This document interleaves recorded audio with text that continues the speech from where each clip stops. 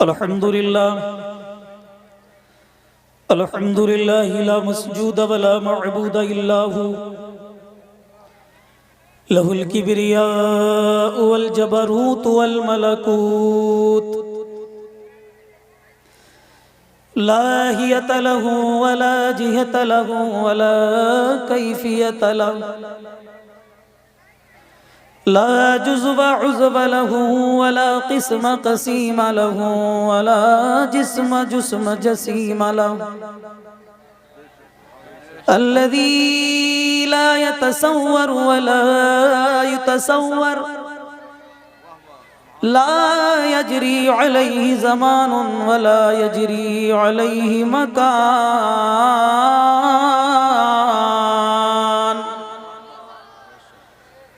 والصلاة والسلام على أشرف الرسل إمام القبلتين سيد الإنس والجان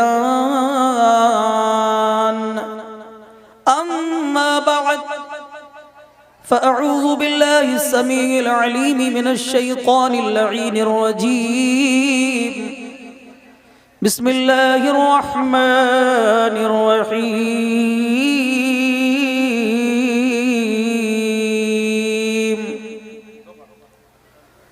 ولا تقربوا الفواحش ما ظهر منها وما بطن وقال في مقام آخر يا أيها الذين آمنوا اتقوا الله حق تقاته ولا تموتن إلا وأنتم مسلمون صدق الله مولانا العظيم وبلغنا رسوله النبي الأمين الكريم ونحن على ذلك لمن الشاهدين والشاكرين والحمد لله رب العالمين غوثِ اعظم بمن بے سر و ساما مدد قبلہ دی مدد کعبہ امام مدد بگرداب بلا افتادہ کشتی مدد کن یا معین الدین چشتی قادری امنا رہے یا غوث اعظم میزنم دمز شیخ احمد رضا خان قطب عالم میزنم کعبے کے بدر الدجا تم پہ کروڑوں درود طیبہ کی شمس الضحیٰ تم پہ کروڑوں درود کام وہ لے لیجئے تم کو جو راضی کرے ٹھیک ہو نام رضا تم پہ کروڑوں درود آئیے بارگاہ رسالت واب صلی اللہ علیہ وسلم میں ذرا جھوم کر بلند آواز سے درود السلام کا نذرانہ پیش کر لیں بلند آواز سے پڑھیں اللہم صلی علی سیدنا مولانا محمد مبارک وسلم صلو علیہ السلام علیکہ یا رسول اللہ صلی اللہ علیہ وسلم مصور بھائی تھوڑی سی گونج دو اس کو میں دو شیر بولوں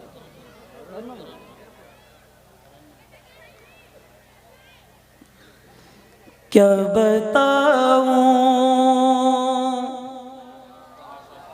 کہ کیا مدینہ ہے کیا بتاؤں کہ کیا مدینہ ہے کیا بتاؤں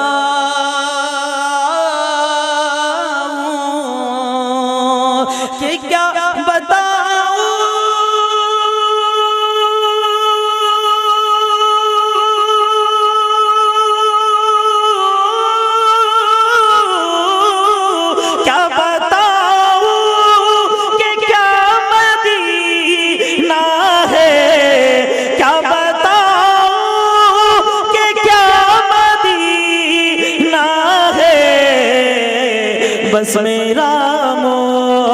بس میرا دعا مدینہ ہے بس میرا دعا مدینہ ہے کیا بتاؤں کہ کیا مدینہ ہے کیا بتاؤں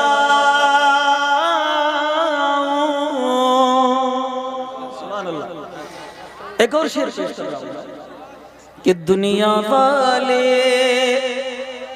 تو درد دیتے ہیں دنیا والے تو درد دیتے ہیں دنیا والے دنیا والے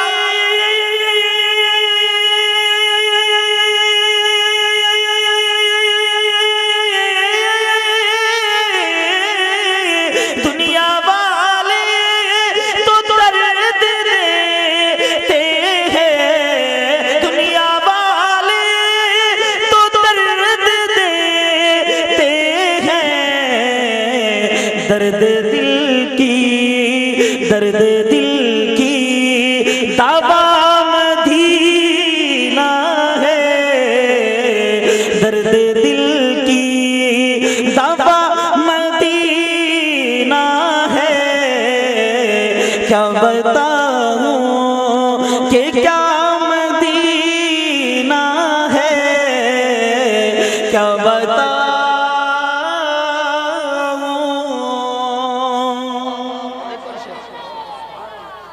اور ہمارا یقین ہے روئے زمین پر سب سے اچھی جگہ وہ ہے جہاں میرے آقا تشریف فرمائے جہاں میرے آقا تشریف فرمائے سب سے اچھی جگہ اور کیوں نہ ہو اس کو خاک شفا بھی تو کہتے ہیں اس کو خاک شفا بھی تو کہتے ہیں اور اس جگہ میں جا کر جو آقا کی روزے کی زیارت کر لے شفاعت کی ضمانت بھی تو مل جاتی ہے تو مرتبہ اعلیٰ کیوں نہ ہو تو عاشق جب جاتا ہے نا مدینہ پہنچتا ہے مدینہ پھر اس سے پوچھے مدینہ چیز کیا ہے پھر اس کا دل چاہتا ہے بس یہی رہے انتقال بھی یہی رہے ہو جائے باب السلام پر جنازہ رکھا ہو تو لوگ کہہ کر گزر جائیں کس عاشق کی میت رکھی ہوئی شعر سنیں کہ اٹھ کے جاؤں کہاں مدینے سے اٹھ کے جاؤں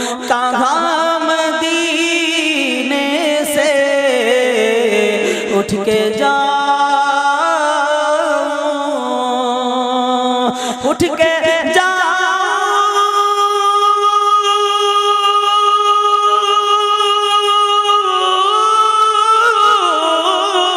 اٹھ کے جاؤں کہاں مدینے سے اٹھ کے جاؤں کہاں مدینے سے کیا کوئی دو سارا مدینہ ہے کیا کوئی دو سارا کیا کوئی دو سارا مدینہ ہے کیا بتاؤں کہ کیا مدینہ ہے کیا بتاؤں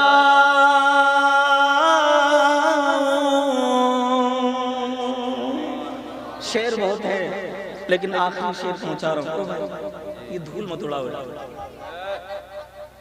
دھول مت اڑاؤ یہ اندر جائے گی پھندا لگ جائے گا ٹھیک ہے نا ویسے گاؤں کے بچے کافی ہوشیار ہیں بڑوں سے آگے شعر پہنچا رہا ہوں میں جس دل میں نبی رہتے ہیں وہ دل مدینہ ہوتا ہے وہ دل کیا ہوتا ہے اور رب نے قرآن میں بھی ارشاد فرمایا النبی اولیٰ بالمؤمنین من انفسہم میرا نبی تمہاری جان سے زیادہ قریب رہتا ہے اور جب اپنے بارے میں آیا تو رب نے ارشاد فرمایا وَنَحْنُ وَقْرَبُ إِلَيْهِ مِنْ حَبْلِ الْوَرِيدِ میں تمہاری رگے گردن سے زیادہ قریب رہتا ہوں لیکن جب محبوب کا معاملہ آیا تو رب نے یہ نہیں فرمایا تمہاری سانس سے زیادہ تمہاری رگے گردن سے زیادہ تمہارے دل سے زیادہ بلکہ رب نے فرمایا میرا نبی تمہاری جان سے بھی زیادہ قریب رہتا ہے اب شعر سنیں کہ دل فدا ہے مدینے والے پر دل فدا ہے مدینے والے پر دل فدا ہے دل فدا ہے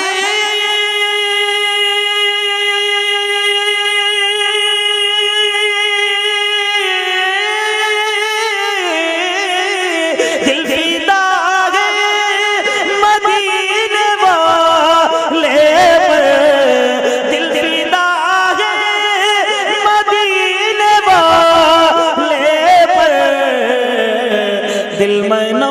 منور دل منور میرا مدینہ ہے دل منور میرا مدینہ ہے دل منور میرا مدینہ ہے کیا بتاؤں کہ کیا مدینہ ہے کیا بتاؤں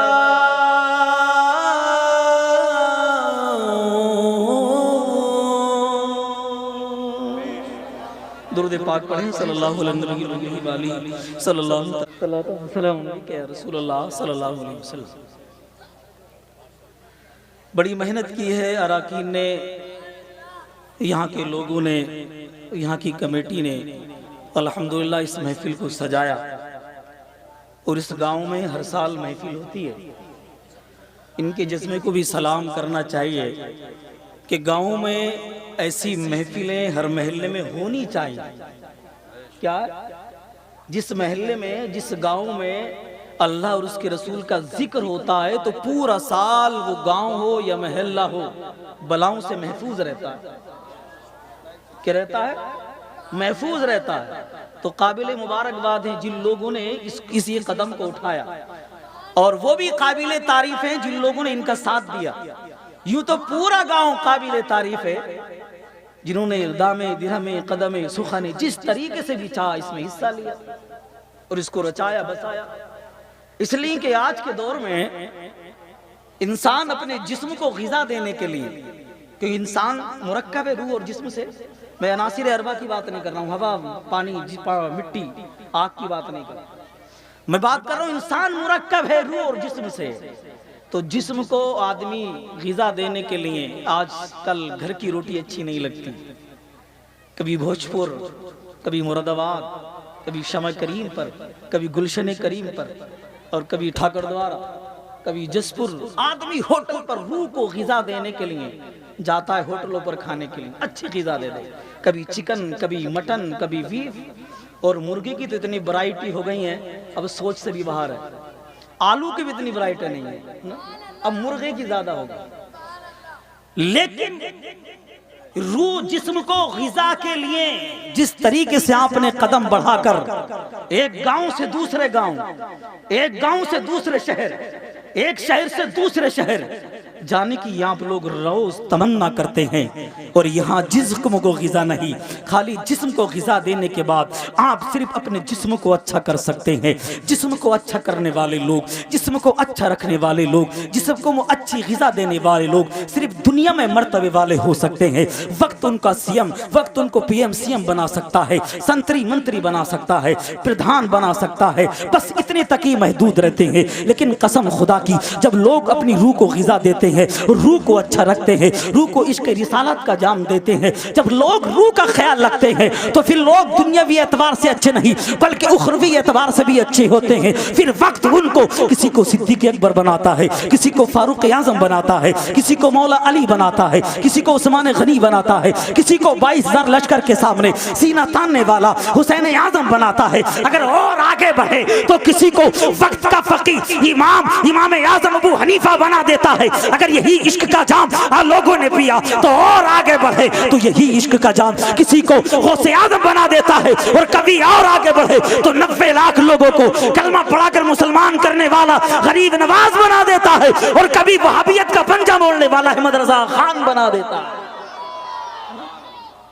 تو جسم کو اچھا رکھنے والے لوگ وقتی طور پر اچھے ہوتے ہیں، لیکن جو روح کو اچھا رکھتے ہیں نا تو عشق رسالت انہیں مرنے نہیں دیتا، عشق مصطفیٰ انہیں مرنے نہیں دیتا، بلکہ زیر زمین جا کر بھی وہ مومنوں کے دل پر راز کرتے ہیں، حکومتیں کرتے ہیں۔ آج بھی دیکھو مزاروں پر عاشقوں کا میلہ ملتا ہے، کیا ملتا ہے؟ عاشقوں کا میلہ لگتا ہے، اور جب ان کی قبروں پر دوسروں کی کوئی نہ گیا تب انہوں نے بھی کہنا شروع کر دیا کہ اشرف علی تھانوی کا یہ عصا ہے، آؤ زیارت کرنے آ جاؤ، یہ قبر کی مٹی ہے، اس میں بھی شفا ہے، پتہ ہے کہ ہاں کوئی نہیں جاتا ہے۔ اب شور انہوں نے مچانا شروع کر دیا، سمجھ رہے ہیں آپ؟ بس میں ایک حدیث پڑھوں گا اور اسی حدیث پر اپنی پوری تقریر انشاءاللہ مکمل کر لوں گا۔ ایک ہی حدیث پر میرے آقا علیہ الصلوۃ والسلام نے حضرت معاذ بن جبل کو ایک دن بٹھایا، تمام صحابہ بیٹھے ہوئے تھے۔ میرے آقا نے ارشاد فرمایا، او معاذ آج میں ایسی بات تمہیں بتانا چاہ رہا ہوں آج تک میں نے کسی کو نہیں بتائی۔ او معاذ یاد رکھنا آج سے پہلے میں نے ذکر بھی نہیں کیا ہے اور مجھ سے پہلے کسی نے کسی سے کہی بھی نہیں ہے۔ معاذ یاد رکھنا آدم سے لے کر عیسیٰ تک یہ بات کسی نے بتائی بھی نہیں ہے، میں جو تمہیں بتانا جا رہا ہوں اے معاذ میری بات کو یاد رکھنا، اگر تم نے یاد کر لیا تو دوسروں تک پہنچا بھی دینا، اور اگر تو نے یہ بھلا دیا معاذ تو یاد رکھنا یہ تیری حجت ختم ہو جائے گی۔ معاذ یاد رکھنا، عرض کرتے ہیں آقا ذرا بتا دیجئے وہ بات کیا ہے، اے آقا سننا چاہتا ہوں، کان ترس رہے، آقا بتائیے نا وہ بات کیا جسے آپ مجھے بتانا چاہتے۔ میرے آقا نے ارشاد فرمایا، او معاذ یہ دنیا کے لوگ جو دیکھ رہے ہو تم، کوئی اپنے حسن پر تکبر کر رہا ہے، کوئی کوچے مکان میں رہنے کے بعد اپنے آپ کو اچھا سمجھ رہا ہے، کوئی گھمنڈ کر رہا ہے، کوئی دوسروں کی برائیوں میں لگا ہوا ہے، کوئی آدمی کو دیکھو خود پسندی میں لگا ہوا ہے، خود اپنے فائدے کے لیے دوسروں کا نقصان چاہ رہا ہے۔ وہ معاذ یاد رکھنا دوسروں تک پہنچا دینا اور بتا بھی دینا، اے معاذ اللہ نے 7 آسمانوں کو پیدا کرنے سے پہلے 7 فرشتوں کو پیدا کیا ہے۔ 7 آسمانوں سے بنانے سے پہلے اللہ نے 7 فرشتوں کو پیدا کیا، اور 7 فرشتوں کو بنانے کے بعد پھر رب نے 7 آسمانوں کو بنایا، اور 7 آسمانوں کو بنانے کے بعد ان 7 فرشتوں کی ایک آسمان پر ڈیوٹی بھی لگا دی، ایک فرشتہ ایک آسمان پر، دوسرا دوسرے پر، تیسرا تیسرے پر، چوتھا چوتھے پر، پانچواں پانچویں پر، چھٹا چھٹے پر، ساتواں ساتویں پر۔ میرے آقا نے ارشاد فرمایا، معاذ اب یہ 7 فرشتوں کا کام کیا ہے یہ بھی سن لو۔ حضرت معاذ عرض کرتے ہیں، یا رسول اللہ بتا دیجئے ان فرشتوں کا کام کیا ہے؟ تو میرے آقا نے ارشاد فرمایا، او معاذ ان کا کام یہ ہے کہ اللہ نے 2 فرشتوں کو مقرر کیا ہے، ایک کو کرامن دوسرے کو کاتبین کہتے ہیں، یہ فرشتے تمہارے اعمال لکھتے ہیں، داہنا فرشتہ نیکیاں لکھتا ہے، بایاں فرشتہ گناہ لکھتا ہے۔ جب انسان ختم ہو جاتا ہے تو یہ دونوں فرشتے جب انسان کے اعمال کو لے کر رب کی بارگاہ میں چلتے ہیں، جس انسان نے اچھے اعمال کیے ہوں اور اس کے اعمال نور سے منور بھی ہو، اس کے اعمال چمک بھی رکھے گو، جب یہ دونوں فرشتے اس انسان کے اعمال کو لے کر خدا کی بارگاہ کی طرف چلیں گے اور پہلے آسمان پر پہنچیں گے اور عرض فرمائیں گے، دروازہ کھولا جائے، پہلے آسمان کا فرشتہ کہے گا کون ہو کہاں سے آئے ہو؟ ملک الموت تو الگ ہے، روح لے کر جاتے ہیں، لیکن یہ دونوں فرشتے اعمال لے کر جاتے ہیں۔ کیا لے کر جاتے ہیں؟ توجہ ہے حضرات کی، یہ دونوں فرشتے اعمال لے کر جاتے۔ فرشتہ کہے گا کہاں کی جا رہے ہو؟ رب کی بارگاہ میں لے کر جا رہے ہیں، فلاں انسان کے اعمال ہے رب کی بارگاہ میں لے کر جا رہے ہیں۔ فرشتہ کہے گا نہیں نہیں اسی کے منہ پر مار دو جس کے اعمال ہے یہ۔ فرشتہ کرامن کاتبین کہیں گے کیوں؟ دیکھ نہیں رہے نماز اس کے اندر ہے، روزے اس کے اندر ہے، زکات اس نے دیے، حج اس نے ادا کیا ہے، اچھے کام اس نے کیے۔ وہ فرشتہ کہتا ہے اللہ نے مجھے اس لیے بنایا تاکہ میں جو لوگ غیبت کرتے ہیں ان کو شمار کروں، اور میرے شمار کرنے میں یہ انسان بھی شامل ہے۔ جب میں نے غیبت کرنے والوں کو شمار کیا تو یہ بھی اس میں شامل ہے، یہ بھی غیبت کرتا ہے۔ نماز اس نے پڑھی ہے الگ بات ہے، روزے اس نے رکھے الگ بات ہے، حج اس نے کیا ہے الگ بات ہے، صدقہ اس نے دیا ہے الگ بات ہے، لیکن اس کے اعمال میں غیبت بھی شامل ہے۔ رب کی بارگاہ میں اس کے اعمال نہیں جائیں گے، جاؤ اس کے منہ پر مار دو۔ اب لوگوں مجھے بتاؤ آپ نے اچھے کام بھی کیے، نمازیں آپ نے پڑھی، روزے آپ نے رکھے، زکات آپ نے دی، لیکن اس کے باوجود بھی تمہارے اعمال رب کی بارگاہ میں جانے کے لیے فرشتے نے روک دیا۔ کیوں روکا؟ آپ کو بات سمجھ میں آ گئی، اس لیے کہ وہ غیبت کرتا تھا۔ کس لیے روکا؟ غیبت کرتا تھا۔ کہ غیبت کو آپ ہلکا سمجھ رہے ہیں؟ آقا ارشاد فرماتے ہیں الغیبت اشد من الزنا، غیبت زنا سے بھی زیادہ سخت ہے، غیبت زنا سے بھی زیادہ بدتر ہے۔ کوئی آدمی زنا کرتا ہے تو اسے گناہ ملتا ہے، ایک بار زنا کرے گا تو ایک بار کا گناہ ملے گا، 2 مرتبہ زنا کرے گا تو 2 مرتبہ کا گناہ ملے گا، 3 مرتبہ زنا کرے گا تو 3 مرتبہ کا اسے گناہ ملے گا۔ لیکن اگر ارشاد فرماتے ہیں او لوگو اگر کسی نے اپنے مومن بھائی کی 1 مرتبہ غیبت کی تو اسے 1 مرتبہ کا زنا کا گناہ نہیں بلکہ اسے اتنا گناہ دیا جائے گا جتنا اس نے اپنی ماں کے ساتھ 70 مرتبہ زنا کیا ہو۔ کتنا مرتبہ؟ اللہ اکبر کبیرہ. جس نے اپنی ماں کے ساتھ 70 مرتبہ زنا کیا. اگر کسی نے کسی ایک مسلمان کی ایک مرتبہ غیبت کی، اور ہمارا حال ذرا اپنے معاشرے میں جھانک کر دیکھیں، اپنی گریبان میں دیکھیں، ہماری زبان اگر کھلتی ہے چوراہوں پہ کھڑے ہونے کے بعد کہ فلاں گھر میں ایسا ہو رہا ہے، فلاں ایسا کر رہا ہے، فلاں کے گھر ایسا لگا ہوا ہے، فلاں میٹنگ ایسی ہو رہی ہے، فلاں کا رشتہ ایسا ہوا ہے، فلاں نے شادی میں یہ دیا ہے، فلاں کے گھر میں یہ ہوا ہے، فلاں کی زمین پہ ایسا ہوا. او لوگو، صبح سے لے کر شام تک ایک مرتبہ غیبت نہیں بلکہ زبان ہزاروں مرتبہ غیبت میں چل جاتی ہے. کتنی مرتبہ چلتی ہے؟ ہزاروں مرتبہ غیبت میں چل جاتی ہے. ہزاروں مرتبہ غیبت میں چل جاتی ہے. تو آقا ارشاد فرماتے ہیں فاز اس کے اعمال کو روک دیا جائے گا جس کے اعمال میں غیبت ہوگی. جس کے اعمال میں غیبت ہوگی. اور لوگ چھوڑتے کس کو ہیں محترم؟ جس کے پیچھے نماز پڑھتے ہیں اسے بھی نہیں بخشتے. جس کے پیچھے نماز پڑھتے ہیں اسے بھی نہیں بخشتے. اور آج تو کچھ میاں ایسے ہیں وہ علماء کو بھی نہیں بخشتے، جنہیں پتہ تک نہیں ہے علماء کی منزل کیا ہے، علماء کی قدر کیا ہے. ارے رب نے ارشاد فرمایا قرآن میں انما یخشی اللہ من عبادہ العلماء، بے شک میرے بندوں میں مجھ سے جو ڈرنے والے وہ علماء کی جماعت ہی ہے. کون ہے؟ علماء کی جماعت ہی جو مجھ سے میرے بندوں میں ڈرتے ہیں. لیکن آج کل غیبت سے کوئی نہیں بچتا، غیبت سے کوئی نہیں بچتا. اب ایسے یہ کرامن کاتبین دوسرے انسان کے اعمال کو لے کر چلتے ہیں، اور جب دوسرے انسان کے اعمال کو لے کر چلے تو پہلے آسمان سے پار ہو گئی.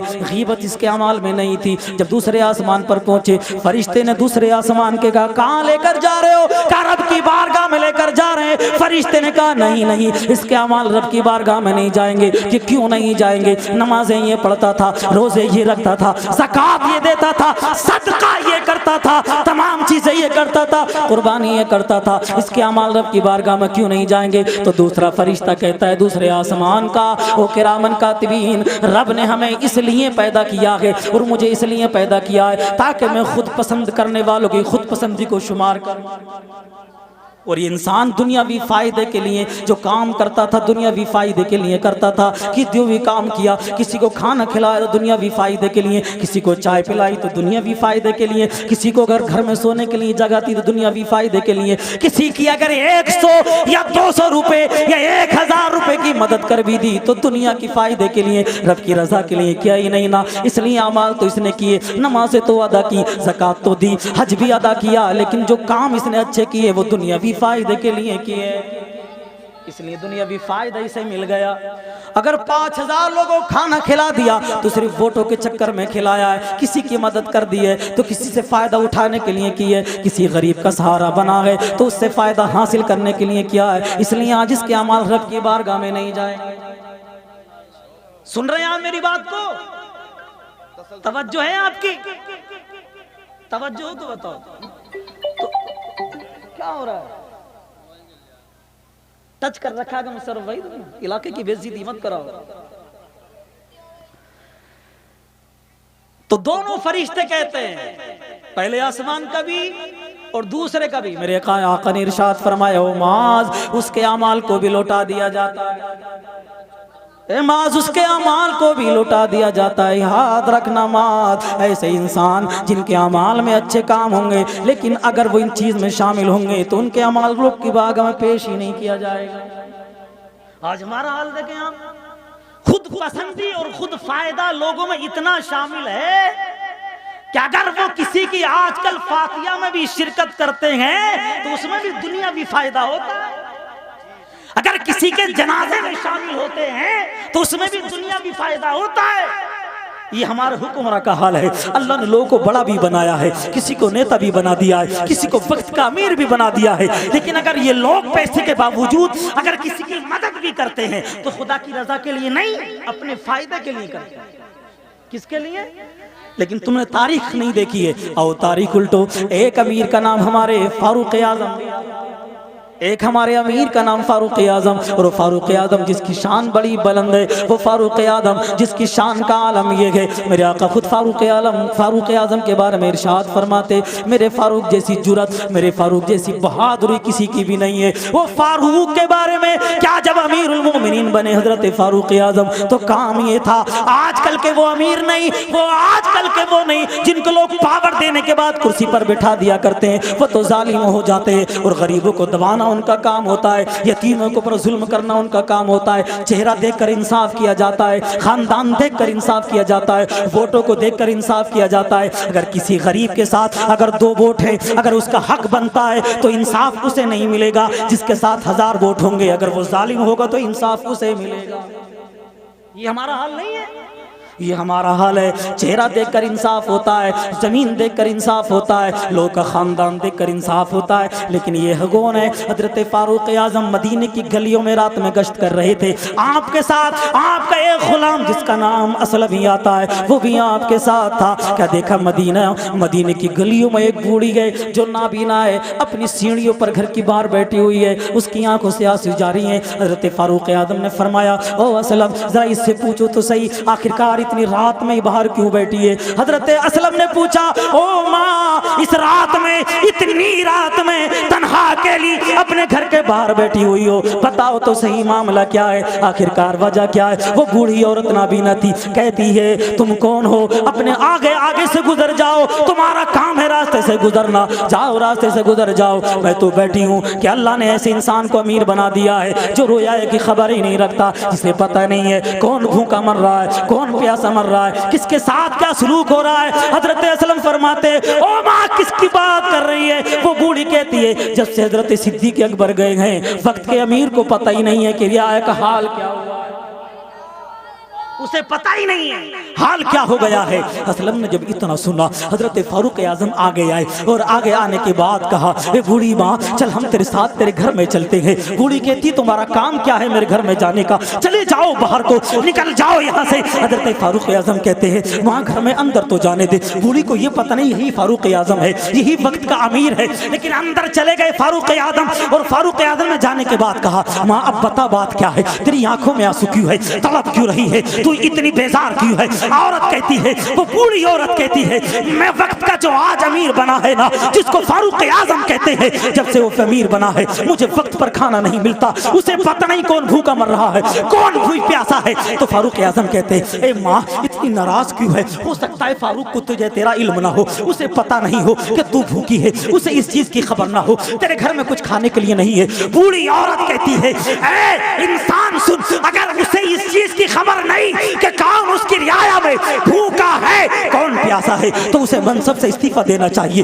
کون کہتا ہے پھر وہ خلافت کے لائق ہے؟ اسے امیر المومنین نہیں بننا چاہیے، اسے فوری طور پر استعفیٰ دے دینا چاہیے۔ فاروق اعظم کہتے ہیں اسلم تم یہیں رہو، میں ابھی آتا ہوں، لیکن ساتھ میں غلام بھی گئے، اور جانے کے بعد حضرت فاروق اعظم اپنے کاشانے پر اپنے کمر پر گیہوں کی ایک بوری لادی، کچھ آٹا لیا، پکا ہوا کھانا بھی لیا، آ گئے مدینے میں اس بوڑھی عورت کے مکان پر، اور آنے کے بعد جو پکا ہوا کھانا تھا اس بوڑھی عورت کو کھانا تھا اپنے ہاتھوں سے کھلایا، اور ہاتھوں سے کھلانے کے بعد کہا بوڑھی ماں سے اے ماں 2 مہینے کا یہ راشن ہے، لے اس پر اپنا گزارا کر لے۔ وہ بوڑھی کہتی ہے کتنا اچھا تیرا اخلاق ہے انسان، تو کتنا اچھا ہے، کاش وہ امیر نہ ہوتا، اس کی جگہ اگر اللہ تجھے امیر بنا دیتا تو لوگوں کا بھلا نہ ہو جاتا، تجھے امیر ہونا چاہیے۔ جب اتنا سنا نا حضرت فاروق اعظم فرماتے ماں اس سے غلطی ہو گئی، فاروق اعظم سے عمر سے غلطی ہو گئی ہے تو عمر کو معاف کر دے۔ تو بوڑھی کہتی ہے اے بیٹے تیرا مقصد کیا ہے عمر سے، کیسے اسے معاف کر دوں؟ 2 دن سے بھوکی ہے، کچھ کھانے کے لیے کچھ نہیں ملا ہے، اسے خبر تک نہیں ہے، میں کیسے اسے معاف کر دوں؟ معاف نہیں کروں گی بلکہ روز محشر اس کا گریبان پکڑ کر رب کی بارگاہ میں شکایت کروں گی، اے مولا ایسے انسان کو امیر بنایا ہے، اگر قسمت نے ساتھ دیا اور قبر میں میرے آقا سے ملاقات ہو گئی تو آقا کی بارگاہ میں شکایت بھی کروں گی، اے یا رسول اللہ ایسے انسان کو امیر بنایا گیا جو غریبوں کا خیال نہیں رکھتا، یتیموں کا خیال نہیں رکھتا، ایسے انسان کو امیر بنایا ہے، اس کا گریبان پکڑ کر گھسیٹوں گی۔ قسم خدا کی اسلم میں فرماتے ہیں میں نے فاروق اعظم کو اپنی زندگی میں اتنا کبھی روتے ہوئے نہ دیکھا جتنا آج رو رہے تھے، آنکھوں سے آنسو جاری تھے، بڑھیا کے قدموں میں بیٹھ کر کہہ رہے تھے او ماں فاروق اعظم کو میدان محشر مت گھسیٹنا، او ماں فاروق اعظم کو رب کے سامنے پیش مت کرنا، تو جو سزا ہے یہی دے لے، مارنا ہے اسے یہی مار لے۔ وہ کہتی ہے لیکن تو فاروق اعظم کو معاف کر دے، عمر کو معاف کر دے۔ بڑھیا کہتی ہے نہیں بیٹے کیسے معاف کر دوں، کئی دن سے بھوکی ہوں نا، مجھ سے پوچھ میں نے اپنے ایام کیسے گزارے ہیں، تو کیسے اسے معاف کر دوں۔ فاروق اعظم کہتے ہیں تجھے میری خدمت اچھی لگی؟ کہاں اچھی لگی، بڑا اچھا اخلاق ہے۔ تو کہا ماں ایک بات میری مان لے، بس عمر کو ایک مرتبہ معاف کر دے۔ بوڑھی کہتی بیٹے پتہ تو سی آخرکار معاملہ کیا ہے کہ چل تو کہتا ہے تو میں معاف کرتی ہوں۔ حضرت فاروق اعظم کہتے ہیں اگر معاف کر ہی دیا ہے نا ماں تو ایک لکھ کر بھی مجھے دے دے۔ کہا کہ تو نے مجھے معاف کر دیا ہے؟ کہا ٹھیک ہے، لکھ لیا گیا۔ وہ فوڑی عورت اس پر انگوٹھا لگا نہیں والی تھی، اتنے میں حضرت علی بھی آ گئے، حضرت عبداللہ ابن سعد دونوں آئے اور آنے کے بعد جب دیکھا تو علی نے کہا او عمر پورے مدینے میں دیکھ لیا، تلاش کرتے پھر رہے تھے کہیں نہ ملے، ملے تو یہی مل گئی۔ اتنا سنا نا بوڑھی عورت نے کھڑی ہو گئی اور کھڑی ہونے کے بعد کہا کیا تم ہی عمر ہو؟ کہاں میں ہی عمر ہو؟ کہے ماں اب اپنے وعدے سے پلٹنا مت، تو نے وعدہ کر لیا تھا نا کہ میں اپنی سگنیچر کروں گی۔ ماں تو سگنیچر کر دے۔ انگوٹھا تو لگا دیا بوڑھی نے۔ حضرت عمر فرماتے علی جب آ گئے ہو تو دستخط تم بھی کر دو۔ علی نے بھی دستخط کیے، حضرت عبداللہ ابن سعد نے بھی اس پر دستخط کیے، اور جب دستخط ہو گئے تو حضرت عمر کا جملہ سنو۔ حضرت عمر نے کہا تھا علی گواہ رہنا، اسلم تم بھی گواہ رہنا، بوڑھی عورت تو بھی گواہ رہنا، اگر رب نے بروز محشر عمر سے سوال کر لیا نا کہ عمر تیری وجہ سے ایک نابینا عورت 3 دن سے فاقے سے رہی تھی، تو اس سوال کے جواب میں عمر کہے گا مولا غلطی ہو گئی تھی، معافی مانگی تھی، اور لکھا ہوا پروانہ میرے ہاتھ میں تھا، تو جب انتقال ہو جائے نا علی تو یہ رکا میرے کفن میں رکھ دینا، تاکہ رب کے سامنے اگر سوال آ جائے تو عمر اس سوال کا جواب دے کر بری ہو جائے۔ نعرہ تکبیر، نعرہ رسالت، مسلک اعلی حضرت علماء اہل سنت مولانا ساجد رضا صاحب قبلہ، نعرہ تکبیر، نعرہ رسالت۔ سمجھ رہے ہیں آپ؟ لیکن آج ہمارے امیروں کا حال ہے، آج ہمارے ان لوگوں کا حال ہے جن کو لوگوں نے بڑا بنا دیا ہے، وہ تو اور غریب کو غریب بنانا چاہتے ہیں، امیر کو امیر بنانا چاہتے ہیں۔ ان کا حال تو یہ ہے غریبوں کو حق مارنا ان کا شیوا بن گیا ہے، یتیموں کو ستانا ان کا مسئلہ بن گیا ہے، انہیں تو خیر خواہی نہیں ہے۔ او لوگوں نمازیں پڑھو اچھا ہے، روزے رکھو یہ اچھا ہے، یہ فرض ہے، لیکن لوگوں حقوق العباد بھی عطا کرتے رہو۔ اس لیے اگر تمہارا حقوق العباد ادا کرنا، رب کے ساتھ بھلائی کرنا، آقا ارشاد فرماتے خیر الناس من ينفع الناس، او لوگوں تم میں بہتر وہ لوگ ہیں جو دوسروں کو فائدہ پہنچانے والے۔ بے شک سبحان اللہ۔ تمہیں بہتر لوگ کون سے؟ جو دوسروں کو فائدہ پہنچانے والے ہیں، وہ نہیں جو دوسروں کو نقصان پہنچانے والے ہیں، بلکہ وہ ہیں جو دوسروں کو فائدہ پہنچانے والے۔ او قوم میرے آقا ارشاد فرماتے او ماز دوسرے آسمان سے اس کے اعمال کو لوٹا دیا جاتا ہے، دوسرے آسمان سے اس کے اعمال کو لوٹا دیا جاتا ہے۔ پھر آقا ارشاد فرماتے او ماز یہ پھر یہی کرامن کاتبین تیسرے انسان کے اعمال کو لے کر رب کی بارگاہ میں چلتے ہیں، اور جب تیسرے انسان کے اعمال کو رب کی بارگاہ میں لے کر چلتے ہیں، پہلے آسمان کو پار کر لیا، دوسرے آسمان کو پار کر لیا، اس کے اعمال میں نمازیں بھی ہیں، روزے بھی ہیں، حج بھی ہے، زکوٰۃ بھی ہے، اور اس کے اعمال سورج کی طرح چمک بھی رہے ہیں، لیکن پہلے آسمان سے پار ہو گئے مطلب کہ غیبت بھی نہیں ہے، دوسرے آسمان سے پار ہو گئے مطلب کیا خود پسندی بھی نہیں ہے، لیکن تیسرے آسمان کے فرشتے نے روک لیا، کہاں جا رہے ہو؟ کہ رب کی بارگاہ میں جا رہے ہیں، اس کے اعمال رب کی بارگاہ میں پیش کریں گے۔ فرشتہ کہے گا نہیں اس کے اعمال رب کی بارگاہ میں پیش نہیں ہوں گے، اس کے اعمال اس قابل نہیں ہے کہ رب کی بارگاہ میں جائے۔ اس کو فرشتے کہیں گے کیا ہوا؟ اس کے اعمال تو سورج کی طرح چمک رہے ہیں، غیبت اس کے اندر نہیں ہے، خود پسندی اس کے اندر نہیں ہے۔ فرشتے کہیں گے ہاں غیبت نہیں ہے، خود پسندی اس کے اندر نہیں ہے، لیکن اس کے اندر تکبر جیسی چیز موجود ہے۔ کیا ہے اس کے اندر؟ تکبر جیسی چیز موجود ہے. جب تک یہ انسان تکبر اعمال اچھے کرتا تھا لیکن اسے تکبر تھا, اپنے اوپر ناز تھا, اپنے اوپر فخر کرتا تھا, اپنے اوپر ناز کرتا تھا. کوئی اپنی خوبصورتی پر ناز کرتا ہے, کوئی اپنی دولت پر ناز کرتا ہے, کوئی اپنے بڑے ہونے پر ناز کرتا ہے. آقا ارشاد فرماتے ہیں او معاذ اس کے اعمال کو اس بنیاد پر واپس کر دیا جائے گا تاکہ اس کے اندر جو ہے وہ تکبر جھلکے گا. تو میرے آقا نے ارشاد فرمایا او معاذ لوگوں کو بتا بھی دینا, سمجھا بھی دینا, اگر اچھے اعمال بھی کریں گے لیکن اگر تکبر جیسی چیز موجود ہے تو تکبر کے جو گناہ ہے اس کے اچھے اعمال کو چھپا دیں گے. کیا اس کے اچھے اعمال کو اور تکبر کا عالم. رب نے قرآن میں ارشاد فرمایا وَلَا تَمْشِي فِي الْأَرْضِ مَرَحًا, او لوگو زمین پر اکڑ کر مت چلو, زمین پر اکڑ کر مت چلو, اس لیے کہ نہ تم پہاڑ کی بلندی کو پہنچ سکتے ہو نہ زمین کو پھاڑ سکتے ہو. سن رہے ہیں آپ؟ اگر نہیں سن رہے یاد رکھنا میرے آقا ارشاد فرما رہے ہیں او معاذ یاد رکھنا تکبر, اور آج تکبر کا عالم یہ ہے تیسرے آسمان کا جو فرشتہ ہے وہ ہمارے تکبر کو شمار کرتا ہے. کون انسان تکبر کرتا ہے, اور آج تکبر کا دیکھو آپ, اور آدمی اس چیز میں مستغرق ہے, چھوٹا ہو یا بڑا. اگر آدمی تھوڑا سا بڑا بن جائے تو پینٹ سے باہر نظر آتا ہے, کوئی پجامے سے باہر نظر آتا ہے. اگر تھوڑی سی 2-3 منزل مکان بنا لیے نا تو ٹائلز لگا کر تیسری منزل پر رات کو سوتا ہے اور صبح کو 10 بجے اوپر سے اٹھتا ہے اور دوسرے گھروں پر نظر ڈالتا ہے. قسم خدا کی یاد تو رکھ تو کس چیز پر تکبر کرتا ہے. اگر خوبصورتی پر تکبر کرتا ہے تو یہ بھی ختم ہو جائے گی, مالداری پر تکبر کرتا ہے تو یہ بھی ختم ہو جائے گا. تکبر کس چیز کا؟ ہمارا حال, ہماری قوم کے نوجوان جن کی جیب میں 1 مہینے میں پیسے آتے ہوں گے لیکن وہ بھی سونے کے کنڈل پہن رہے ہیں, وہ بھی سونے کے کنڈل پہن رہے ہیں, اور پھٹی ہوئی پینٹ, فٹیچر, پھٹی ہوئی پینٹ والوں کیا بولتے ہیں فٹیچر.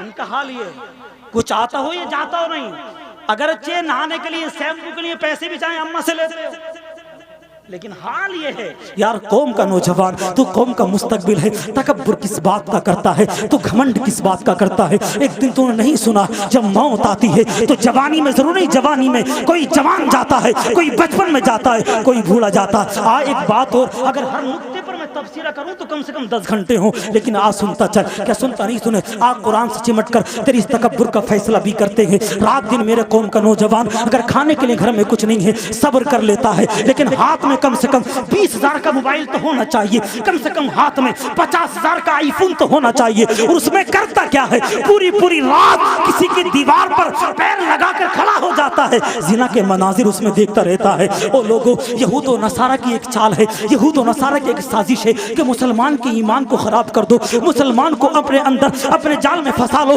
جب انسان ہمارے رنگ میں رنگ جائے گا, مسلمان کے اندر یہودی رنگ چڑھ جائے گا, قسم خدا کی اس پر ہم غالب آ جائیں گے. ورنہ پوری دنیا کی طاقت ہے ایک طرف اور مسلمان کے ایمان کی طاقت ہے ایک طرف. کوئی ظالم حکومت میں اتنا نہیں ہے کہ اگر وہ مسلمانوں کو دبا سکے. مسجد اقصی کا صدقہ ملتا ہے, ان فلسطین والوں کو روز مرتے ہیں لیکن ان کا جذبہ کبھی ٹھنڈا نہیں ہوتا ہے. فلسطین کی عورت سے کسی نے پوچھا تھا بتاؤ تو صحیح آخرکار تمہارے اندر اتنے جذبے آتے کہاں سے ہیں؟ خوش ہو کر تم اپنے بچوں کو دفن کرتی ہو, خوش ہو کر اپنے بچوں کو فدا کرتی ہو, آخرکار تم عورت کہتی ہے تمہیں پتہ نہیں ہے یہ مسجد اقصی ہے, ہماری جان سے پیاری ہے, یہاں بہت سارے انبیاء جتنے نبی آئے تمام ایک مرتبہ اکٹھے ہو گئے ہیں, یہاں حضرت عیسیٰ بھی یہاں پیدا ہوئے, حضرت مریم بھی یہی ہے, تمہیں پتہ نہیں ہے یہ مسجد اقصی ہے کیا؟ مسجد اقصی ہمارا دل ہے, مسجد اقصی سے ہماری روح کا رشتہ جڑا ہے. جب ہمارا بیٹا نماز پڑھنے جاتا ہے نا مسجد اقصی میں, ہم کہتی ہے بیٹے جا رہا ہے, آخری مرتبہ چہرہ دکھا کر چلا جا, ہمیں پتہ نہیں ہے تو شام کو واپس آئے گا بھی کہ نہیں آئے گا. نعرہ تکبیر, نعرہ رسالت, مسلک اعلی حضرت, جشن غوث الورا کانفرنس, نعرہ تکبیر, نعرہ رسالت. بہت خوب حضرت. یہ ہے مسجد اقصی کے لیے ان عورتوں کا جذبہ, اور ہمارا جذبہ مسجد کے لیے کیسا ہے معلوم ہے؟ اگر مسجد سے امام صاحب اعلان کر دے کہ مسجد کی دیوار بن رہی ہے, میں گزارش کر رہا ہوں قوم کے نوجوان سے کہ وہ آ جائیں اور مسجد کی دیوار کرانے میں, بنوانے میں تعاون اور مدد کر دیں.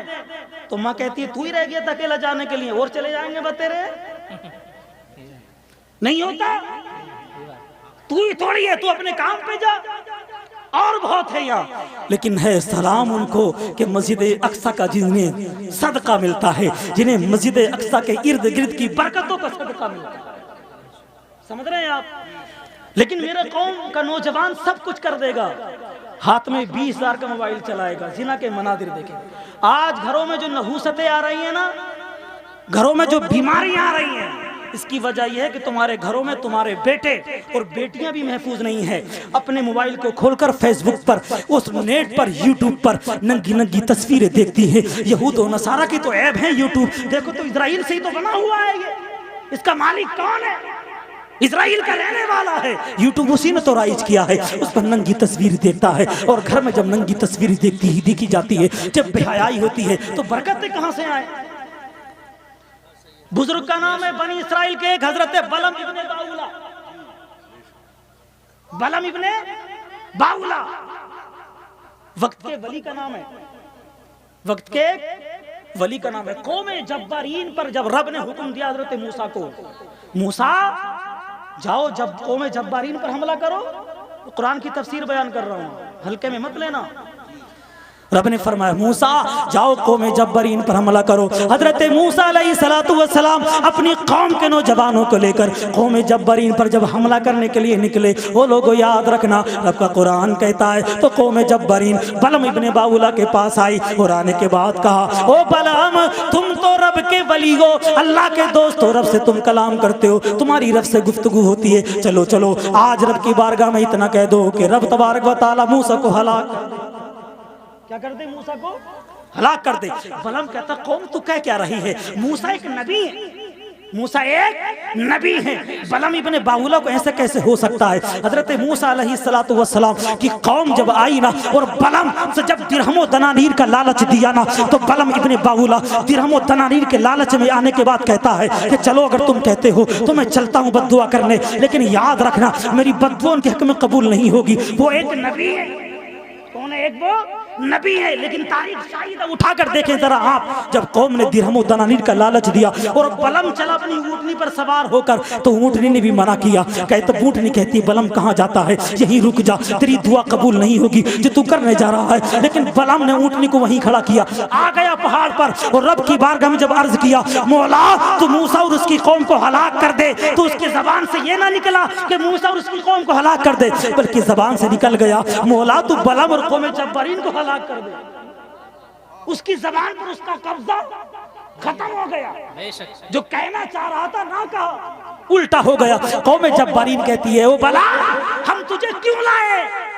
ہم تجھے لائے تھے بد دعا کرانے کے لیے، کس کے لیے؟ اور تو ہمارے لیے بد دعا کر رہا ہے۔ تو بلم کہتا کروں کیا، میری زبان پر میرا قبضہ نہیں چلتا، کہتا کچھ نکل کچھ جاتا ہے، کروں تو کیا؟ لیکن پھر اس بلم نے دوبارہ رب کی بارگاہ میں عرض کیا پروردگار عالم تو موسیٰ اور ان کی قوم کو ہلاک کر دے، لیکن پھر زبان سے ہی نکل گیا موسیٰ پروردگار عالم تو بلم اور قوم جبارین کو ہلاک کر دے۔ جب دوسری مرتبہ یہ ہوا، تیسری مرتبہ کہہ نہیں چاہتا تھا کہ رب نے ولایت کو چھین لیا، رب نے ولایت کو چھین لیا، اور جب ولایت کو چھینا نا رب نے، تو بلم کہتا ہے او قوم تمہاری وجہ سے میری ولایت بھی ختم ہو گئی ہے، اب کوئی راستہ نہیں ہے، تم موسیٰ سے بچ نہیں سکتے ہو، اب تمہیں موسیٰ اور موسیٰ کی قوم ہلاک کر دے گی، اب کوئی بچانے والا نہیں ہے۔ تو قوم کہتی ہے بلم ذرا ایک مشورہ دیتا چلا جا، اگر تم نے بد دعا نہ کی تو کیا ہوا، لیکن کوئی ایسا راستہ بتاتا چلا جا تاکہ ہم موسیٰ کی قوم سے بچ جائیں، موسیٰ سے بچ جائیں۔ تو بلم نے کہا تھا ایک راستہ ہے، تم اپنی لڑکیوں کو بناؤ سنگار کرنے کے بعد موسیٰ کی قوم کے سامنے سے گزار دو، اگر موسیٰ کی قوم کا ایک نوجوان بھی بہک گیا تو تمہارے اوپر موسیٰ کی قوم حملہ نہیں کرے۔ تاریخ بتا رہا ہوں میں آپ کو، یاد رکھنا۔ اور جب اتنا ہوا نا تو انہوں نے قوم جبارین نے اپنی لڑکیوں کو بناؤ سنگار کرنے کے بعد حضرت موسیٰ کی قوم کے سامنے سے گزارا، اور جیسے گزارا تو موسیٰ کی قوم کا ایک نوجوان بہک گیا، ایک نوجوان بہکا، ایک لڑکیوں کو اٹھایا اور لے کر آ گئے حضرت موسیٰ کے خیمے میں، حضرت موسیٰ سے کہنے لگا اے اللہ کے پیغمبر، اے موسیٰ میں اس لڑکی کے ساتھ نکاح کرنا چاہتا ہوں۔ حضرت موسیٰ نے فرمایا نہیں نہیں، ہم یہاں محفل نکاح منعقد کرنے نہیں آئے ہیں، ہم تو یہاں رب کا وعدہ پورے کرنے آئے ہیں، ہم رب کا حکم پورا کرنے آئے ہیں۔ لیکن وہ نہ مانا، لے گیا اپنے خیمے میں، زنا کیا اس نے اس لڑکی کے ساتھ۔ اب سنو، ایک مرتبہ زنا کیا تو نحوست اتنا ہوئی کہ ایک ہی رات میں حضرت موسیٰ کے 70,000 نوجوانوں کا انتقال ہو گیا۔ کتنا؟ ایک ہی رات میں زنا کی نحوست 70,000 نوجوانوں کا انتقال ہو گیا۔ اور جب ہوا نا، صبح کو حضرت موسیٰ اور جو نوجوان تھے وہ واپس پلٹ گئے۔ سمجھ رہے ہیں آپ؟ اور ہمارا حال کیا ہے؟ ہم تو اپنے گھروں میں وہ زنا کے مناظر موبائل پر دیکھتے، تو نحوستیں نہیں آئیں گی؟ کہاں سے برکتیں شامل ہوں گی؟ تیرے گھر میں قرآن کی تلاوت کی آواز تو نہیں آتی، تیرے گھر سے نبی کی نعت کی آواز تو نہیں آتی، تیرے گھر سے تکبیر کی آواز تو نہیں آتی، تیرے گھر سے درود پاک کی آواز تو نہیں آتی۔ تیرے گھر سے اگر آوازیں آتی ہے تو بمبئی کے بھڑوؤں کے گانوں کی آتی ہے، اور وہ گانے جو کفر پر مشتمل ہوتے ہیں۔ کہاں سے برکتیں آئیں گی بتا؟ سنبھالو اپنے آپ کو۔ اگر گھروں سے آوازیں آئیں نبی کی نعت کی، گھروں سے آواز آئیں قرآن کی تلاوت کی، گھروں سے آواز آئیں تکبیر کی، گھروں سے آواز آئیں درود پاک کی، تو سبحان اللہ، پھر دیکھ برکتوں کا نزول کیسے ہوتا ہے۔ بہرحال میرے آقا ارشاد فرماتے ہو معاذ، تیسرے آسمان سے اس کے اعمال کو روک دیا جاتا ہے، اور جب چوتھے انسان کے اعمال کو لے کر ایک کرامن کاتبین چوتھے آسمان پر پہنچتے ہیں تو چوتھے آسمان کا فرشتہ روک دیتا ہے اور کہتا ہے کہاں لے کر جا رہے ہو؟ کہا رب کی بارگاہ میں لے کر جا رہے ہیں۔ کہا چوتھے آسمان کے فرشتے نے نہیں رب کی بارگاہ میں اس کے اعمال نہیں جائیں گے، اس قابل ہے ہی نہیں کہ رب کی بارگاہ میں اس کے اعمال کو پیش کیا جائے۔ فرشتے کہتے ہیں کیا ہوا؟ اب تو ہم پہلے آسمان سے بھی پار ہو گئے، دوسرے آسمان سے بھی پار ہو گئے، تیسرے آسمان سے بھی پار ہو گئے، غیبت اس کے اندر نہیں ہے، خود پسندی اس کے اندر نہیں ہے، تکبر اس کے اندر نہیں ہے، اب کیوں روکا جا رہا ہے؟ تو چوتھے آسمان کا فرشتہ کہتا ہے رب نے مجھے اس لیے مسلط کیا تھا کہ یہ میں دیکھوں جو آدمی اپنی زندگی میں حسد کرتا ہے میں ان حسد کرنے والوں کو شمار کرتا ہوں، اور حسد کرنے والوں میں یہ بھی شامل ہے، حسد کرنے والوں میں یہ بھی شامل ہے۔ اس لیے اس کے اعمال رب کی بارگاہ میں نہیں جائیں گے، بلکہ اس کے منہ پر مار دو جس کے یہ اعمال ہیں۔ او لوگو، حسد چیز کیا ہوتی ہے یہ بھی سن لے۔ حسد ہوتی ہے یہ کہ کسی کی چیز کو دیکھ کر جلنا، کسی کے مکان کو دیکھ کر جلنا، کسی کی ترقی کو دیکھ کر جلنا، کسی کے مستقبل کو دیکھ کر، اور کسی کے اچھے کھانے پینے کو دیکھ کر جلنا، اور سوچنا کہ اس کا کھانا اچھا پینا ختم ہو جائے، اس کی بلڈنگ گر جائے، یہ تباہ و برباد ہو جائے، یہ غریب ہو جائے، او لوگو اس کی ترقی ختم ہو جائے، مجھے تمام چیزیں مل جائیں، اسے کہتے ہیں حسد۔ تو کہتے ہیں اسے حسد۔ تو فرشتہ کہتا ہے جو 5ویں آسمان کا کہ میں جانتا تو ہوں لیکن اس کے اندر حسد جیسی بیماری موجود ہے۔ حسد جیسی بیماری؟ اچھا حسد ہے کیا؟ بس ایک حدیث سن لیں اس بارے میں آگے بڑھا دوں ورنہ تو بہت لمبی ہو جائے گی۔ میرے آقا ارشاد فرماتے ہو لوگو، حسد ایک ایسی بیماری ہے جب آدمی حسد کرتا ہے تو گناہ تو ملتے ہی ہیں بلکہ دوسرے کے گناہ بھی اس کے کاندھے پر دے دیے جاتے ہیں، دوسرے کے جو گناہ ہیں وہ بھی اس کے کاندھے پر لاد دیے جاتے ہیں۔ اور حسد ایسی بیماری ہے آقا ارشاد فرماتے تمہیں شعور تک بھی نہیں ہوتا ہے اور تمہاری نیکیاں ختم بھی ہو جاتی ہیں۔ میرے آقا نے ارشاد فرمایا او لوگو، حسد کرنے والے کی نیکیاں اس طرح ختم کر دی جاتی ہے جیسے چولہا لکڑیوں کو ختم کر کر کوئلہ بنا دیتا ہے، ایسا حسد کرنے والا کی نیکیاں ختم ہو جاتی ہیں۔ لوگوں حسد مت کرو، اگر تم کسی سے حسد کرو گے ظاہر سی بات ہے اس کے بارے میں برا سوچو گے، اس کی برائیاں بھی کرو گے، اور جب برائیاں کرو گے اس سے حسد کرو گے تو اس حسد کرنے کی بنیاد پر، اس برائی کرنے کی بنیاد پر اللہ تبارک و تعالیٰ اس کے گناہ تمہارے سر پر لاد دے گا، تو دینا بھی پڑے گا، اپنی نیکیاں بھی ختم اور اس کے گناہ بھی اور سر پر آ جائیں گے۔ اس لیے حسد بھی مت کرو، بلکہ کسی کو اچھا دیکھو، کھاتا پیتا دیکھو تو دعا کرو پروردگار جیسے اسے اچھا کھانا کھلا رہا ہے، اچھا رکھ رہا ہے، پروردگار اپنی رب برکتیں مجھ پہ بھی شامل کر، اپنی رحمتوں مجھے بھی شامل کر لے۔ دعا کیا کرو، کیا کیا کرو؟ دعا کی دعا۔ سمجھ میں آ رہی ہے نا؟ لیکن نہیں ہوتا۔ ہم تو کرتے کیا ہے کہ پورے چکروٹ کاٹ کر ڈولے بنا دی، ہم تو کرتے کیا ہے، ڈول پر اگر کسی کا کھیت ہے، ڈول پر چلتا چلتا پوری بال ہے اس کی ختم کر دی. اگر کسی کی اینک نظر آ گئی ہے تو 20 اینک میں بڑھ کر پوری 20 اینک صاف کر دی. ہم تو کرتے کیا ہے محترم، ہمارے اندر یہ تمام چیزیں موجود ہیں. وہ لوگوں کیا کرو گے، کسی سے حسد کر کر، کیا کرو گے، کسی کی زمین پر قبضہ کر کر، کسی کی ڈولے کاٹ کر، کسی کی بال کھینچ کر، تمہیں پتہ نہیں ہے. اور سنو، اگر تم نے کسی کے کھیت کی ایک بال توڑنا تو الگ، اگر ایک چاول کا دانہ، ایک دھان بھی توڑا ہوگا، اس میں منہ میں چابا ہوگا، تو رب اس کا بھی تم سے حساب لے گا. تم نے اس کا چاول کیوں کھایا تھا اور اس کا چھلکا کیوں پھینکا تھا؟ جواب دو گے اس بات کا؟ کیسے دو گے؟ تم نے تو ایک بال پوری صاف کر لی، ایک دانے کا حساب بھی نہ دے پاؤ گے. تم نے نہ جانے کتنے کی اینکوں کو خالی کر دیا. پوری زندگی کی عبادتیں ایک طرف اور ایک گنا کھانا ایک طرف.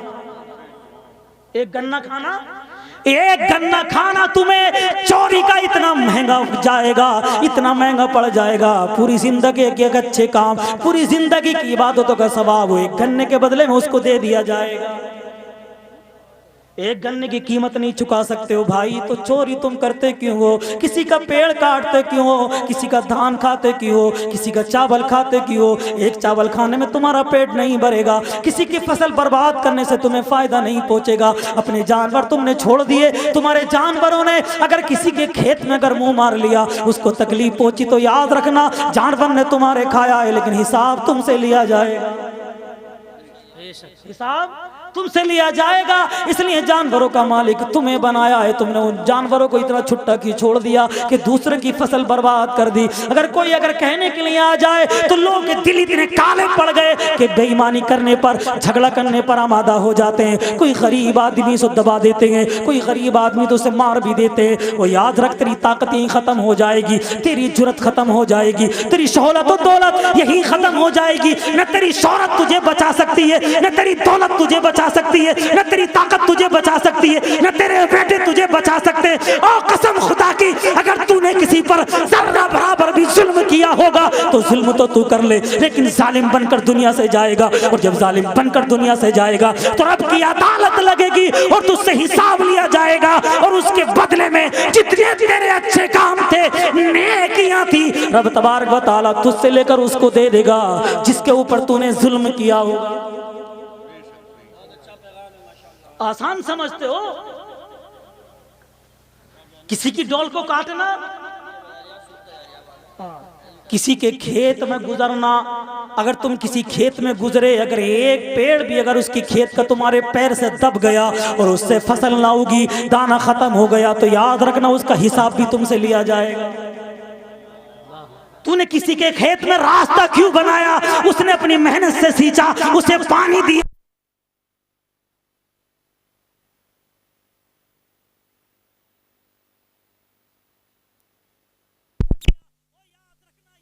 قسم خدا کی تیرا گزرنا اتنا بھاری پڑ جائے گا، پوری زندگی کی عبادت تجھے کم نظر آ جائے، اتنا بھاری پڑ جائے. لیکن تم کیا سمجھتے ہو آسان ہے؟ بہرحال میرے آقا ارشاد فرماتے، معاذ یاد رکھنا جب چھٹے انسان کے اعمال کو یہ دونوں فرشتے لے کر چلیں گے، اور کرامن کاتبین چھٹے انسان کے اعمال کو لے کر جب چھٹے آسمان پر پہنچیں گے تو چھٹے آسمان کا فرشتہ کہے گا کہاں جا رہے ہو؟ کہ رب کی بارگاہ میں جا رہے ہیں. کہا نہیں، اس کے اعمال اس قابل نہیں کہ رب کی بارگاہ میں لے کر جاؤ. کہ کیا ہوا کہ پہلے آسمان سے بھی ہم پار ہو گئے، دوسرے سے بھی پار ہو گئے، تیسرے سے بھی پار ہو گئے، چوتھے سے بھی پار ہو گئے، پانچویں سے بھی پار ہو گئے. غیبت اس کے اندر نہیں، خود پسندی اس کے اندر نہیں ہے، حسد اس کے اندر نہیں، تکبر اس کے اندر نہیں ہے، دنیا کا فائدہ اس کے اندر نہیں ہے. اب روکا کیوں جا رہا ہے؟ تو فرشتہ کہے گا ہاں صحیح بات ہے، لیکن اس کے اندر گھمنڈ جیسی بیماری موجود ہے. اس کے اندر کیا؟ گھمنڈ جیسی بیماری موجود ہے. یہ کیا تھا؟ ایک گھمنڈی تھا، اور اس گھمنڈ کی بنیاد پر اب اس کے اچھے اعمال رب کی بارگاہ میں نہیں جائیں گے، بلکہ گھمنڈ ہونے کی بنیاد پر اس کے اعمال کو اس کے منہ پر مار دو. سمجھ رہے ہیں میری بات کو؟ घमंड होने की बुनियाद पर इसके अमाल इसके मुंह पर मार दो। कितना बड़ा घमंडी था, ये काम करता तो घमंड करता था। अगर किसी को एक साल भी दी, एक चादर भी दे दी तो कम से कम 10 लोग इसका फोटो खींच देते। इतना बड़ा घमंड, अल्लाहु अकबर कबीरा। और घमंड का आलम ये कि अपने आप को अच्छा समझता, दूसरों की इसकी नजर में कोई हैसियत ही नहीं रखता, बल्कि आलम ये होता दूसरों की कीमत इसकी नजर में नहीं थी। किसी को पुकारता तो नाम बिगाड़ कर पुकारता, ये फुला का है। किसी को पुकारता तो बिरादरी का नाम लेकर पुकारता, ये फुला का है, ये फुला का है, ये तेली है, ये फला है, ये धुना है, ये सलमानी है, ये बड़ई है। ओ लोगों, घमंड करने वालों, याद रखना तुम्हारे घमंड करने की बुनियाद पर रब तुम्हारे अमाल को एक दिन तुम्हारे मुंह पर मार देगा।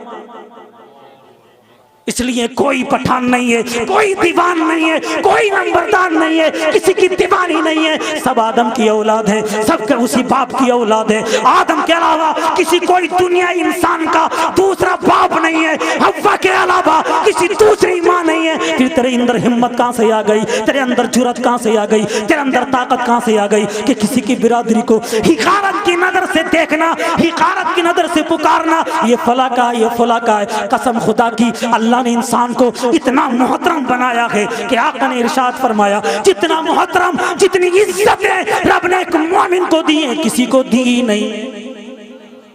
तूने कैसे कह दिया ये फला है, तूने कैसे दिया ये उस बिरादरी का है, तूने कैसे कह दिया ये फला है। तेरा घमंड ऐसा अगर इतना हो गया, कसम खुदा की तेरे आमाल को रब की बारगाह में ना भेजा जाएगा, बल्कि तेरे आमाल को छठे आसमान से ही तेरे मुंह पर वापस कर दिया जाएगा। फिर देख फिर तेरा आलम क्या होगा, फिर के तेरी बिरादरी का क्या होगा, फिर देख तेरे घमंड का क्या होगा। सारी तेरी दीवानी एक तरफ, तेरी फिरथानी एक तरफ, तेरी नम्रतारी एक तरफ, सब रह जाएगा यही। रब की बारगाह में ना चौखड़ाती चलती है, रब की बारगाह में कुछ नहीं चलता, वहां तो अमाल चलते हैं।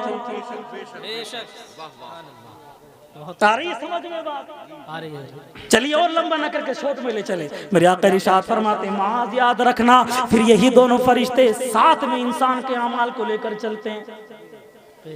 किसके साथ में? आसमान के। जब सातवें आसमान पर यही दोनों फरिश्ते इंसान के अमाल को लेकर चले, और जब पहुंचे सातवें आसमान पर तो सातवें आसमान के फरिश्ते ने रोक दिया, कहां जा रहे हो कि रब की बारगाह में? के नहीं नहीं, उसी के मुंह पर वापस मार दो जिसके अमाल लाए हो। फरिश्ते कहेंगे क्यों? पहले आसमान से भी हम पार हो गए, दूसरे से भी पार हो गए, तीसरे से भी पार हो गए, चौथे से भी पार हो गए, पांचवें से भी पार हो गए, छठे से भी पार हो गए। मतलब क्या पार होने का? कि गीबत इसके अंदर नहीं है, खुदगर्जी इसके अंदर नहीं है, तकब्बुर इसके अंदर नहीं है, हसद इसके अंदर नहीं है, घमंड इसके अंदर नहीं है, खुद पसंदी, दुनिया का फायदा इसके अंदर मौजूद नहीं है। तो हमें रोका क्यों जा रहा है? तो सातवें आसमान का फरिश्ता कहता है, तुम बात तो सही कह रहे हो, इसके अमाल अच्छे, नमाजी भी था, आबिद व जाहिद भी था, हाजी भी था, अच्छे अमाल भी करता था, लेकिन इसके अंदर एक चीज मौजूद थी जिसकी बुनियाद पर इसके अमाल को इसमें मुंह पे मारा जा रहा है। फरिश्ते कहते कौन सा ऐसी चीज थी? तो सातवें आसमान का फरिश्ता कहता है, इसके अंदर ये चीज मौजूद थी कि जब किसी दूसरे को परेशानी पहुंचती थी, दुख पहुंचता था, तकलीफ पहुंचता था, कोई गम पहुंचता था, तो दूसरों के गम और परेशानी को देखकर ये खुश हुआ करता था। क्या होता था? ये खुश हुआ करता था कि दूसरा परेशानी में हो गया तो ठीक हुआ, इसके पैसे उड़ जाएंगे। दूसरा गम में हुआ तो अच्छा हुआ, इसको गम पहुंच गया, बड़ा इतराता था कि दूसरे को दुख पहुंचा, बड़ा अच्छा हुआ कि ये इंसान वो था कि दूसरों के दुख तकलीफ में साथ देना तो एक तरफ, बल्कि दूसरों के दुख तकलीफ का मजा लिया करता था, दूसरों की परेशानी को देखकर खुश हुआ करता था, दूसरों के दुख को देखकर अपने आम में अच्छी जिंदगी गुजारा करता था। आज इस इंसान की इसी आदत की बुनियाद पर रब ने इसके अमाल को फरिश्तों के जरिए इसके मुंह पर मरवा दिया है। तो रब ने सातों आसमान के फरिश्तों को इसलिए पैदा किया ताकि वो तुम्हारे अमाल को शुमार करें। کون غیبت کرتا ہے، کون حسد کرتا ہے، کون خود غرض ہے، کون خود پسند ہے۔ رب نے ان ساتوں آسمان کے فرشتوں کو اس لیے پیدا کیا ہے، کون تکلیف پر مسکراتا ہے۔ او لوگو یاد رکھنا، یہ ساتوں چیزیں تم نے سنی ہے، ان سے بری ہو جانا، ورنہ یاد رکھنا تمہاری نمازیں، تمہارے روزے، تمہاری زکوٰۃ، تمہارا صدقہ، تمہاری خیرات، تمہارے اچھے اچھے اعمال کرنا، وہ قربانیاں کرنا، تمام رائگاں کر دیا جائے گا۔ حقوق العباد ایک ایسی چیز ہے، رب حقوق العباد کو کبھی بھی معاف نہیں کر سکتا۔ اپنا حق تو معاف کر سکتا ہے لیکن حقوق العباد کو معاف نہیں کر سکتا۔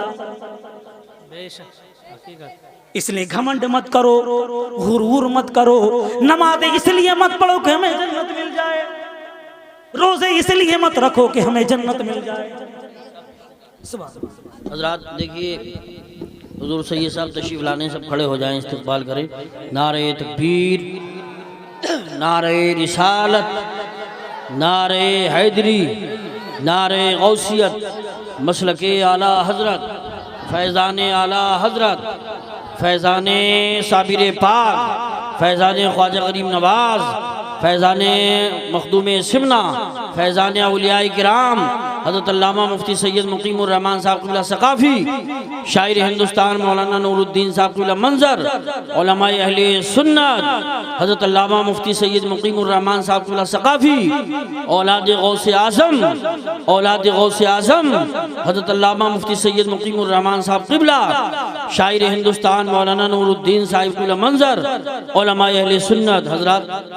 حضرت آ چکے ہیں، شہزادی علی رسول کرم فرما مخدوم گرامی وقار حضرت علامہ الحاج شاہ مفتی سید مقیم الرحمان صاحب قبلہ ثقافی، ساتھ ہی ساتھ شاعر ہندوستان جناب مولانا نور الدین صاحب قبلہ منظر بریلی شریف تشریف لا چکے ہیں۔ آپ حضرات تشریف رکھیں، فوراً بیٹھ جائیں، فوراً بیٹھ جائیں، فوراً بیٹھ جائیں، سب لوگ بیٹھ جائیں، فوراً بیٹھ جائیں۔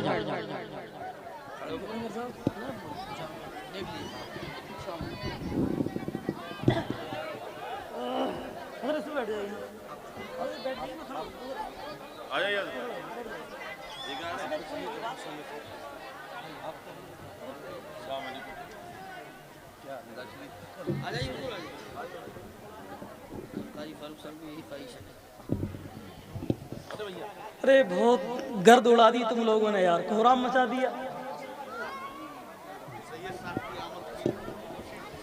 سبحان اللہ۔ اب میری تقریر تو مکمل ہو چکی ہے۔ جن کی بارگاہ میں نے بیٹھ کر ایک سب کچھ سیکھا ہے، میرے استاذ محترم حضرت علامہ سید مقیم الرحمان صاحب ہیں، جن کی بارگاہ میں بیٹھ کر میں نے مشکات شریف کا درس لیا، جن کی بارگاہ میں بیٹھ کر میں نے علم ادب سے بہت کچھ سیکھا۔ تو بہرحال میری بات کو سن رہے ہیں آپ، سن لی آپ نے بات، شاید سنی ہو نہ سنی ہو، لیکن میں نے دل کا درد آپ تک پہنچایا۔ تو میں کہہ رہا تھا نماز اس لیے مت پڑھو کہ تمہیں جنت ملے، روزے اس لیے مت رکھو کہ تمہیں جنت ملے، تجارت کے لیے اچھے اعمال مت کرو، نمازیں مت پڑھو اس لیے کہ جنت مل جائے، روزے اس لیے مت رکھو کہ جنت مل جائے، صدقہ اس لیے مت دو کہ جنت مل جائے، کسی غریب کی مدد اس لیے مت کرو کہ جنت مل جائے۔ او لوگوں سنو، پھر آخرکار کرے کیا؟ ارے اچھے اعمال کرو، نمازیں پڑھو، روزے رکھو، زکوٰۃ دو، غریبوں کا بھلا کرو، یتیموں کا ساتھ دو، قرآن کی تلاوت کرو، اس لیے نہیں جنت مل جائے بلکہ اس لیے کیا کرو کہ خدا راضی ہو جائے، اور جب خدا راضی ہو جائے گا تو جنت تمہیں مل جائے گی۔ اگر خدا راضی ہو جائے گا تو دنیا کی اچھی چیزیں تمہیں ملیں گی، آخرت کی اچھی چیزیں تمہیں ملیں گی۔ جب مالک تمہیں مل جائے گا تو سنو، دنیا کی ہر چیز تمہیں مل جائے گا۔ شرط یہ ہے کہ ہم نے سمجھا ہی نہیں ہے، ہم تو سوچتے اچھے اعمال کر کے ہمیں اس کا صلہ بہت لمبا ملنے والا ہے، اور اچھے اعمال کہاں سے تیرے قبول ہوں گے؟ تیری زندگی میں گناہ اتنے شامل ہو گئے، کچھ آتا جاتا نہیں، اور اچھے اعمال کے قبولیت کی سند لینے کے چکر میں پہلے لوگوں کے دل دکھانا چھوڑ، غیبت اور تکبر چھوڑ، اپنے اوپر اترانا چھوڑ، اپنے آپ کو بڑا ماننا ختم کر، بس ایک رب کا غلام بن جا، رب کا بندہ، اسی میں تیری خیر ہے، اسی کو بس رب قبول فرما لے۔ جب ہی مل جائے گا رب تو ہر چیز مل جائے گی۔ آخری بات کہہ کر اپنی گفتگو ختم۔ محمود غزنوی ایک بہت بڑے بادشاہ کا نام ہے، سنا ہے آپ نے؟ تو محمود غزنوی اپنے غلام ایاز سے پیار کرتا تھا۔ کس سے؟ ایاز ہے۔ تو وزیروں کو اعتراض تھا کہ ایاز میں ایسی کیا چیز ہے کہ محمود غزنوی ایاز سے اتنی محبت، اتنا پیار، اور بادشاہ تک جب یہ بات پہنچی کہ بادشاہ ایاز اور تمہاری محبت پر دوسرے وزیر اعتراض کر رہے ہیں کہ آخرکار بادشاہ ایاز سے اتنی محبت کیوں کرتا ہے اور ایاز بادشاہ کو اتنا کیوں چاہتا ہے، تو بادشاہ نے دربار لگایا، اور دربار لگانے کے بعد جب تمام وزیر اکٹھے ہو گئے تو کہا وزیروں سے، غلاموں سے کہ آج جو جس چیز پر ہاتھ رکھ دے گا وہ اس کی ہو جائے گی۔ بڑے بڑے وزیروں نے جب سنا، کہا موقع ہے آج تو غلاموں نے، وزیروں نے دربار میں بڑی بڑی قیمتی چیز پر ہاتھ رکھا، اور جس پر ہاتھ رکھا وہ اس کی ہو گئی۔ لیکن ایاز نے کسی چیز پر ہاتھ نہیں رکھا، اور جب ہاتھ نہیں رکھا ایاز نے تو وزیروں نے کہا کتنا بے وقوف آدمی ہے، کتنا اچھا موقع آج بادشاہ نے دیا اور ہاتھ کسی چیز پر نہیں رکھا ہے۔ تو ایاز سے کہا ایاز تم نے کسی چیز پر ہاتھ نہیں رکھا؟ تو ایاز کہتا ہے ٹھیک ہے، آئے محمود غزنوی کے پاس، کہا محمود غزنوی سے بادشاہ جملہ دوبارہ کہیے جو آپ نے کہا تھا۔ بادشاہ نے کہا تھا یہ دربار میں جتنی چیزیں موجود ہیں جو جس پر ہاتھ رکھ دے گا وہ اس کی ہو جائے گی۔ اتنا سنا نا ایاز نے تو محمود غزنوی کے اوپر ہی ہاتھ رکھ دیا۔ کس کے اوپر؟ محمود غزنوی کے اوپر ہی ہاتھ رکھ دیا۔ جب محمود غزنوی کے اوپر ہاتھ رکھا تو محمود غزنوی نے کہا تھا وزیروں، غلاموں، دیکھا تم نے، یہ فرق ہے تم میں اور میرے ایاز میں، تمہیں چیزوں کی ضرورت تھی تم نے لے لی، ایاز کو میری ضرورت تھی اس نے مجھے لے لیا، اور جب میں ایاز کا ہو گیا تو میری ہر چیز ایاز کی ہو گئی۔ تو نمازیں پڑھو، عبادتیں کرو خدا کے لیے، جب خدا تمہارا ہو جائے گا تو ہر چیز تمہاری ہو جائے گی۔ اللہ تعالیٰ اس کو اپنی بارگاہ میں قبول فرمائے، کہنے سننے میں جو غلطی ہو اللہ اپنے فضل و کرم سے معاف فرمائے۔ کلمہ تقی پڑھیے، لا الہ الا اللہ محمد الرسول اللہ صلی اللہ علیہ وسلم۔ السلام علیکم ورحمۃ اللہ۔